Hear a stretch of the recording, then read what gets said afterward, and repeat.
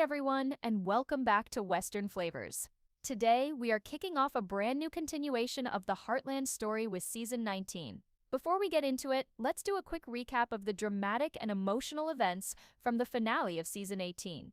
After 4 long years of healing, we saw Amy finally begin to open her heart to a new possibility for happiness. The season ended on a powerful and complicated note as she and her close friend, the kind and steady rancher Nathan, shared an unexpected and deeply charged kiss. We were left on a cliffhanger, with Amy torn between her loyalty to Ty's memory and the undeniable connection she felt in that moment. Now today, we see what happens in the quiet moments of the morning after that fateful kiss, as Amy and the Heartland family step into a brand new, uncertain beginning. Let's get into the story. The first light of dawn was a soft, pearlescent gray, filtering through the familiar lace curtains of the master bedroom window. It was a new day at Heartland, but for Amy Fleming, the world felt fundamentally, irrevocably different. She was awake, and had been for hours, lying perfectly still in the quiet of her empty bed. The only sound was the gentle, rhythmic dripping of water from the eaves, a peaceful postscript to a brief overnight shower. But in the silence of her own mind, a chaotic, emotional storm was raging. She stared at the ceiling, the same ceiling she had stared at for 4 long, lonely years, and replayed the moment for the 1000th time. The kiss. It had been so unexpected, a silent, spontaneous combustion of 1,000 unspoken feelings that had been building between her and Nathan for months. She remembered the gentle, calloused feel of his hand on her cheek, the look of deep, quiet understanding in his eyes, and the impossible, undeniable feeling of rightness in the moment their lips had met. It had been a kiss of comfort, of shared sorrow, and of a fragile, terrifying hope for a future she had never allowed herself to imagine. A wave of hot, searing guilt washed over her, a familiar and unwelcome companion. She was Ty Borden's wife.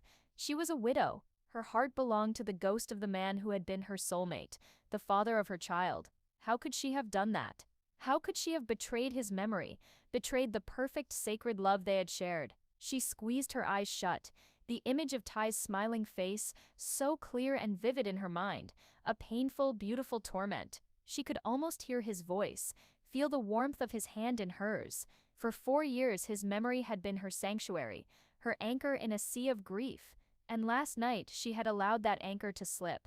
But then another, more complicated feeling surfaced, a feeling she was ashamed to even acknowledge. Beneath the guilt, beneath the sorrow, there was a flicker of something else, a warmth, a connection. Nathan was a good man, a kind, steady, and honorable man who had walked into her life and had, with a quiet, patient grace, helped her to feel something other than the crushing weight of her loss. He had been a friend to her and a gentle, consistent presence for Lindy. He had never pushed, had never demanded anything from her. He had simply been there. And in that kiss, she had felt not just friendship but a spark of life, a feeling she had thought was dead and buried with Ty. The guilt was a fire, but the memory of the kiss was a quiet, glowing ember she couldn't seem to extinguish.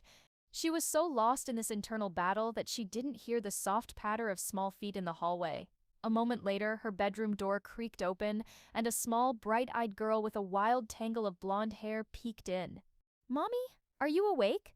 The sound of her daughter's voice was an instant, grounding force, pulling Amy out of the chaotic storm of her own thoughts and back into the simple, beautiful reality of her role as a mother. She pushed herself up, a warm, genuine smile replacing the troubled expression on her face. "I am now, sweetie. Good morning." "Good morning. Can we make blueberry pancakes for breakfast? The special kind, with the whipped cream faces?" "I think that is a fantastic idea. Go get your slippers on, and I'll meet you downstairs in 5 minutes." Lindy let out a small, happy squeal and darted back out of the room. Amy watched her go, her heart aching with a fierce, protective love. This was what mattered. This beautiful, vibrant, and happy little girl. Whatever happened, whatever she decided, whatever path her own broken heart took, her first and most important duty was to protect that. She swung her legs out of bed and walked over to the window. The sun was beginning to rise now, a brilliant splash of orange and pink on the eastern horizon. It cast a golden, hopeful light across the familiar, beloved landscape of her home. The rolling green foothills, the dark, distant silhouette of the Rocky Mountains, the red roof of the barn, it was all still here. The world had not ended. A new day was beginning, and she had no idea what it would bring. She made her way downstairs, the familiar, comforting scent of brewing coffee already filling the air. She found her grandfather in the kitchen, standing by the stove, a figure of such profound, unwavering stability that the sight of him alone was enough to soothe the frayed edges of her soul. He was wearing his usual worn jeans and plaid shirt, his weathered face calm and thoughtful as he stared out the window at the new day. He turned as she entered, and his kind, perceptive eyes took in her tired, troubled expression. He didn't ask what was wrong. He never did. He just gave her a small, gentle smile and handed her a steaming mug of coffee. Morning, Amy. Sleep okay? Morning, Grandpa. Not really. She admitted, taking a grateful sip of the hot, strong coffee. He just nodded, a silent acknowledgement that he understood, that he was there for her, no matter what. That was the magic of Jack Bartlett. He could say more in a quiet nod than most people could in an entire conversation. "I'm ready for pancakes," Lindy announced, running into the kitchen and climbing onto her favorite stool at the table. Her bright, happy energy was infectious, a welcome antidote to Amy's somber mood. For the next hour, the kitchen was a cheerful, noisy hub of activity. Amy and Lindy, with Jack as their willing and occasionally mischievous assistant, created a glorious, sticky mess of flour, blueberries, and whipped cream. The heavy, complicated questions of Amy's heart were temporarily pushed aside by the simple, immediate joy of a family breakfast. The steady, comforting rhythm of their daily life, the rhythm that had carried them through 4 long years of grief, was still there. It was a powerful, resilient force, and for now, Amy clung to it like a lifeline. The cheerful chaos of the pancake breakfast eventually subsided, the sticky plates cleared away, and the familiar, industrious rhythm of a weekday at Heartland began to take hold. For Amy, the simple, domestic act of cleaning the kitchen with her grandfather was a grounding force. It was a return to the comfortable, predictable patterns that had been the bedrock of her life for the last 4 years. The emotional storm that had been raging in her own heart since the night before seemed to recede, pushed into the background by the immediate, tangible demands of the day. Just as they were finishing, the sound of a car door slamming announced the arrival of a new, more energetic force of nature. A moment later, Lou Fleming swept into the kitchen, a whirlwind of focused, professional energy. She was already on her phone, a sleek headset in her ear, her expression a familiar mixture of fierce determination and low-grade exasperation. "No, Jeanette, I told you. The new brochures need to have the updated logo. Yes, the one I sent you last week, and the week before. Just fix it. I'll call you back." She ended the call with a sharp tap of her finger and a long theatrical sigh, finally acknowledging the room. Her gaze immediately landed on Amy, and her entire demeanor softened, the hard-charging businesswoman instantly replaced by the concerned older sister. "Hey, how are you doing? I'm okay, Lou. We're all okay. Are you sure? You look tired."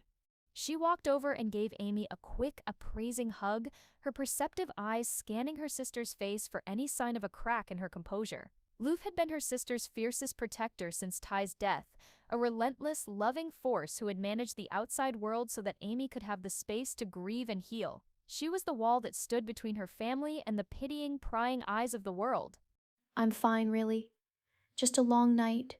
Before Lou could press further, their father's familiar truck rumbled up the driveway. Tim Fleming walked in a moment later, his swagger and self-confidence as much a part of him as his well-worn cowboy hat. He had been a complicated, often absent father, but in the years since Ty's death, he had made a quiet, determined effort to be more present, to be the father he had never been for his daughters. "Morning, girls. Morning, Jack. Just came to steal some of your coffee before I head over to the school."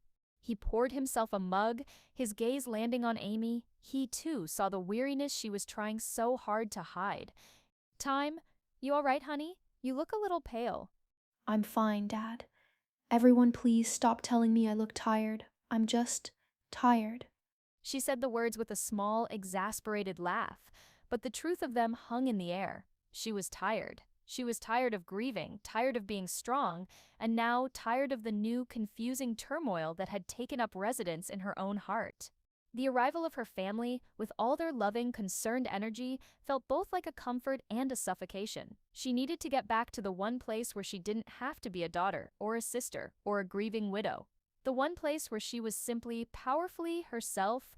She made her excuses, escaping the busy kitchen and heading for the familiar, peaceful sanctuary of the barn. The air inside was cool and quiet, thick with the familiar, comforting scent of hay, horses, and old leather. This was her true home. This was the place where her gift, the legacy passed down from her mother, came alive. A new client, a nervous city dweller with more money than horse sense, had dropped off a beautiful but deeply troubled mare the day before. The horse was a classic case, a product of a high-pressure show environment. She had become fearful, aggressive, and unpredictable. Amy walked to the stall where the mare stood, its body a tense, quivering bundle of anxiety. It pinned its ears back as she approached, its dark eyes wide with fear. Amy didn't try to get closer. She just leaned against the stall door, her arms folded, and she began to speak, her voice a low, soothing, and completely non-threatening murmur. Hey there, beautiful. What's going on with you, huh? You're a long way from home, aren't you? It's okay, you're safe here, nobody's going to hurt you. She stood there for a long time, just talking, letting the horse get used to the sound of her voice, to her calm, steady presence. She wasn't thinking about Nathan. She wasn't thinking about the kiss. She was simply being present in the moment with this beautiful, broken animal. This was the work that healed her. This was the work that made her whole. Later, she led the mare into the round pen. The horse was still nervous, its movements jerky and uncertain. Amy didn't use a rope. She didn't use a halter. She just used herself. Her body language, her breathing, her energy. She moved in a slow, circular dance with the animal, a silent conversation of trust and respect. She asked for nothing. She simply offered a safe space, a calm center in the horse's chaotic world. Slowly, miraculously, the mare began to respond. The pinned ears relaxed. The tense, rigid posture softened. The fearful, wild look in its eyes was replaced by a flicker of quiet curiosity. From the fence line, unseen by Amy, Tim and Jack stood and watched. They had followed her out, their fatherly and grandfatherly concern a silent, powerful presence.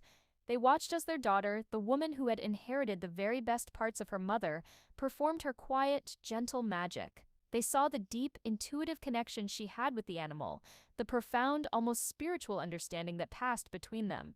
And they both knew, with a certainty that settled deep in their hearts, that whatever she was going through, whatever new challenges life had thrown her way, she would be all right. The heart of Heartland was as strong and resilient as it had ever been. The rest of the morning was a testament to the quiet power of purposeful work. Amy stayed in the round pen with the troubled mare, her focus absolute, the deep instinctual connection she had with the animal a healing balm for her own troubled heart. By the time the noon sun was high in the brilliant, cloudless Alberta sky, the horse that had arrived a nervous, aggressive wreck was now standing calmly, allowing Amy to gently stroke its neck, its eyes soft and trusting. It was a small, quiet miracle, the kind that happened every day at Heartland, and it left Amy feeling centered, capable, and more like herself than she had all morning. She was just leading the mare back to her stall when she heard the familiar rumble of a truck pulling up the long gravel driveway. She assumed it was a client, or perhaps Caleb stopping by. She stepped out of the barn into the bright sunlight, wiping the sweat from her brow with the back of her glove, and her heart gave a sudden, complicated lurch. It was Nathan's truck. He got out, looking just as he always did, calm, steady, and completely at home in the rustic landscape. He was wearing his usual worn jeans and a clean plaid shirt, and he moved with the easy, confident grace of a man who spent his life working the land. He saw her and his face broke into a warm, genuine smile. Hey, Amy, am I interrupting? Nathan? Hey? No, not at all. I was just finishing up. Her voice was a little too bright, her own smile a little too wide. The quiet, professional calm she had found in the round pen was instantly replaced by a fresh wave of the same awkward, confusing turmoil from the night before.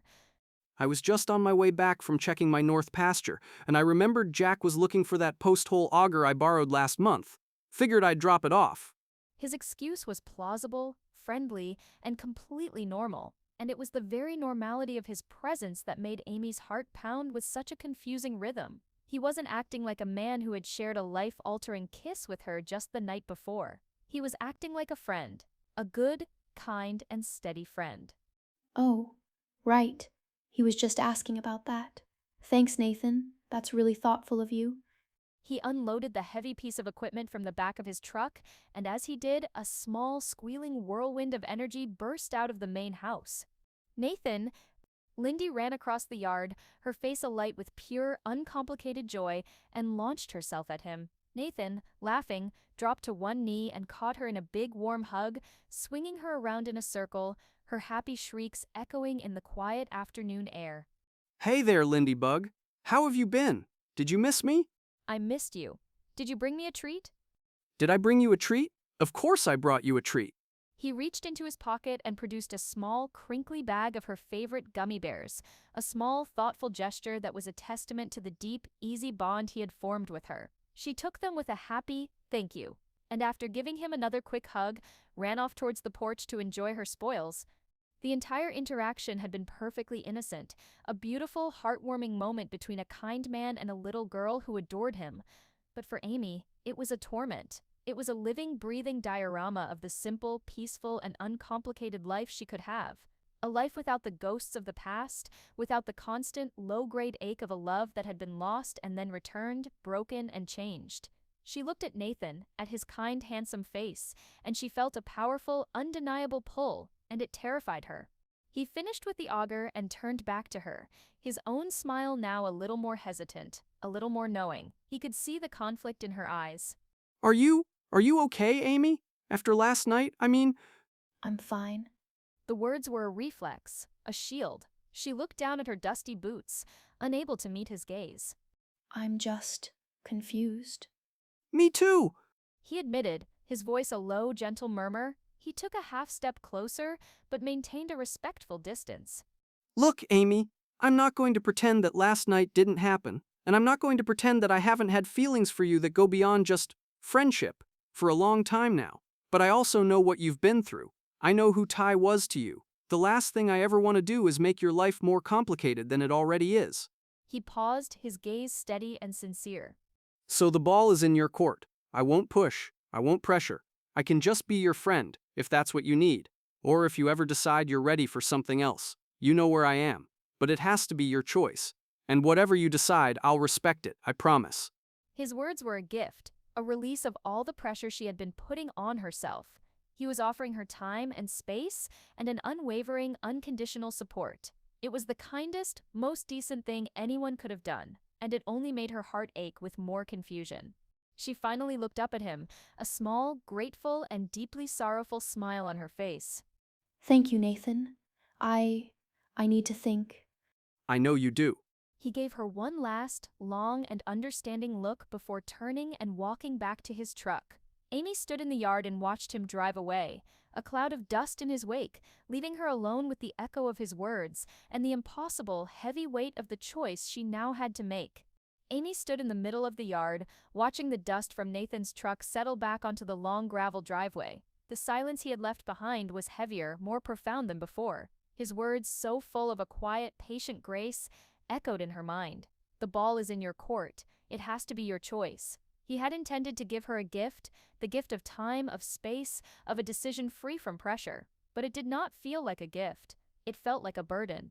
The choice, which had been a vague, abstract possibility in the quiet of her own heart, was now a real, tangible thing, a crossroads at which she stood completely and utterly alone.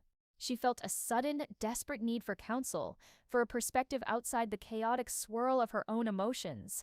And there was only one person she could turn to, one person who had always been her anchor, her confidant, her fiercest and most loyal ally.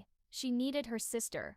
She found Lou in her office at the Dude Ranch, a space that was a perfect reflection of Lou's own personality, meticulously organized, humming with a quiet, efficient energy, and with a breathtaking view of the mountains that suggested a mind that was always focused on the bigger picture. Lou was on the phone, her voice a smooth, confident purr of professional competence, but she looked up as Amy entered, and her expression immediately softened with a sisterly concern. She ended her call quickly. Hey, I saw Nathan's truck. Is everything okay? Amy sank into the comfortable leather chair opposite Lou's desk, a long, shuddering sigh escaping her lips. I have no idea. That doesn't sound like okay. Talk to me. What's going on? And so, Amy talked, in the safe, quiet space of her sister's office, with the door firmly closed against the rest of the world. She finally gave voice to the secret she had been carrying since the night before. She told Lou everything. The unexpected kiss, the powerful, undeniable connection she had felt, and the profound, suffocating guilt that had followed. She then recounted the conversation she had just had with Nathan, his gentle, patient ultimatum, and the impossible choice he had laid at her feet. He was so decent about it, Lou. So kind. He said he'd wait, that he'd be whatever I needed him to be, and it made it 1,000 times worse. If he had been angry or pushy, it would have been so much easier. She looked at her sister, her eyes pleading for an answer, for some piece of advice that could make sense of the tangled mess of her own heart. What do I do? How do I choose? A part of me feels like I'm betraying Ty's memory every second I even think about Nathan. But another part just feels alive, for the first time in 4 years, and I feel so guilty for feeling it. I love Ty, I will always love Ty, but he's gone, and I'm so tired of being alone. The confession, the full, messy, and painful truth, hung in the air between them. Lou listened to the entire story without interruption, her own expression thoughtful, her gaze steady and unwavering. She didn't offer easy platitudes or quick-fix solutions. When Amy had finished, Lou was silent for a long moment, her fingers steepled under her chin as she processed it all. When she finally spoke, her voice was not one of judgment, but of the pragmatic, clear-eyed love that had always been her greatest strength. Okay, first of all, you need to stop feeling guilty, right now. You have been carrying this entire family, this entire ranch, on your shoulders for 4 years. You have mourned, and you have survived. You are allowed to be happy, Amy. You have earned the right to be happy. Ty, more than anyone, would have wanted that for you. She leaned forward, her expression firm. And second, this isn't about choosing between Ty and Nathan. Ty is a beautiful, perfect, and heartbreaking memory. Nathan is a real, living, breathing man who is standing right in front of you, offering you a potential future. You're not betraying Ty by moving on. You're honoring the life he would have wanted you to live. But what if I'm not ready? What if it's too soon? Is there a rule book for this? A chapter in some grief manual that says you must wait exactly 4.5 years before you're allowed to kiss a handsome, kind man who is crazy about you? No, your heart has been in a deep, frozen winter for a long time, Amy, and now a little bit of spring is starting to thaw it out. It's scary, and it's messy, and it's confusing, but it's not wrong. Her words, so full of a fierce, logical compassion, were a powerful antidote to Amy's swirling, emotional guilt. Lou was giving her permission. Permission to feel, permission to be human, permission to want a life that was not defined solely by her loss. Later that evening, the entire family was gathered around the big wooden table for dinner. The atmosphere was warm, loving, and blessedly normal. Jack was telling a long, rambling story about a stubborn horse from his youth. Tim was playfully bickering with Lou about a new business idea for his rodeo school, and Lindy was happily recounting her day, her bright, innocent voice a beautiful, clear melody in the room. Amy sat in the middle of it all, a quiet observer. She looked around the table, at the faces of the people she loved more than anything in the world. She saw their strength, their resilience, their unwavering, unconditional love, and she felt a profound sense of gratitude. This was her home. This was her family. They had weathered the worst storm imaginable, and they were still here, still together, still whole. She looked at the empty chair at the end of the table, the one that had once been Ty's. The ache of his absence was still there, a familiar, quiet companion. But for the first time in a very long time, it was not the only thing she felt. Mingled with the sorrow was a new, tentative, and terrifying flicker of hope. Lou was right. The winter was finally beginning to thaw, and Amy knew, with a certainty that both scared and excited her, that she had to be brave enough to see what the spring would bring. The family dinner, with its warm, easy chatter and familiar rhythms, finally drew to a close. One by one, the family members began to disperse, retreating to their own corners of the house, leaving a comfortable, peaceful quiet in their wake. Tim was the first to leave, heading back to his own place with a final, gruff but loving goodnight, girls. Lou, after a quick final check of her emails, followed soon after, her departure as efficient and purposeful as her arrival. Jack and Lisa settled into their armchairs in the living room, the soft glow of the television and the murmur of an old black-and-white western filling the space with a gentle, contented hum. Lindy, her small body finally succumbing to the day's excitement, was practically asleep at the table. Amy gently woke her and led her upstairs, her heart swelling with a fierce, protective love as she went through the familiar sacred rituals of bedtime. She helped her brush her teeth, tucked her into her small bed with its pony print duvet, and read a chapter from her favorite horse story. "Mommy?" Her voice was a small, sleepy murmur from the pillows. Yes, sweetie? Today was a good day. Yes, it was, baby. A very good day. She leaned down and kissed her daughter's forehead, the sweet, innocent scent of her filling her senses. She stood in the doorway for a long moment, watching her, a quiet ache in her heart. This was her world. This small, perfect, sleeping child. This was the world she had to protect, the one she had to build a future for. The weight of the choice she now faced felt heavier than ever. After Lindy was asleep, Amy found herself drawn not to the warm, companionable quiet of the living room, but to the vast, open darkness of the outdoors. The night was cool and clear, the earlier rain having washed the air clean, leaving it crisp and smelling of damp earth and pine. She walked out onto the front porch, wrapping her arms around herself against the slight chill, and tilted her head back. Above her, the Alberta sky was a breathtaking, infinite canvas of black velvet, spangled with a million brilliant, glittering stars. The Milky Way, a great, shimmering river of light, cut a path across the heavens. It was a sight of such profound, overwhelming beauty that it made her own small human problems feel both insignificant and incredibly poignant. She stood there for a long time, lost in thought, her mind a quiet storm of confusion and a fragile, budding hope. She thought of Ty. His memory was so deeply intertwined with this land, with this sky. They had stood on this very porch 1,000 times, looking up at this same unchanging canopy of stars, their hands clasped, their futures stretching out before them, as vast and full of possibility as the night sky itself. His loss had been a black hole, a place where all that light, all that hope had collapsed into an endless, suffocating darkness. And then she thought of Nathan. His arrival in her life had been a small, quiet, and unexpected thing, like the first star appearing in the twilight.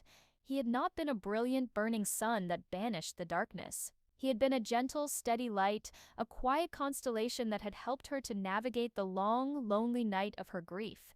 He had shown her that there was still light in the universe, that her world didn't have to be one of perpetual darkness. The kiss, it had been like seeing a shooting star, a brief, beautiful, and startling flash of light that had left her breathless and wondering what it meant. She was so lost in her thoughts, so consumed by the cosmic, celestial metaphors of her own heart, that she didn't hear the soft crunch of footsteps on the gravel behind her. I thought I might find you out here. Amy turned, startled, to see her sister walking towards her, a silhouette against the warm, golden light of the house. I needed some air. You needed to think. Lou corrected gently, coming to stand beside her at the porch railing. They stood in a comfortable silence for a moment, two sisters, their bond a constant, steady star in the ever-changing galaxy of their lives. So, Lou said finally, her voice a soft murmur. have you thought? That's all I've been doing. My brain feels like it's going to explode. She let out a long, shuddering sigh. Every time I think I know what to do, my heart does a complete flip. I think about Ty, and I feel this profound loyalty, this love that is so deep, it feels like it's a part of my DNA. The thought of ever loving someone else feels like a betrayal, like I'm breaking a sacred vow. She paused, turning to look at her sister, her eyes shining with unshed tears in the starlight. But then I think about Nathan, and I don't feel like I'm betraying anything. I just feel warm and safe, and maybe even a little bit happy. And then the guilt for feeling happy comes crashing back in, and I'm right back where I started. Lou listened, her expression full of a deep, sorrowful empathy. You're not choosing between two men, Amy. You're choosing between your past and your future. But what if my future was supposed to be with Ty? What if this is just a detour, and I'm making a wrong turn? She looked back up at the sky, her gaze searching the infinite, starry expanse as if the answer were written there. She was looking for a sign, a message, some kind of cosmic permission to feel what she was feeling. As she stared up at the vast, glittering river of the Milky Way, her mind, so full of memory and longing, began to play tricks on her.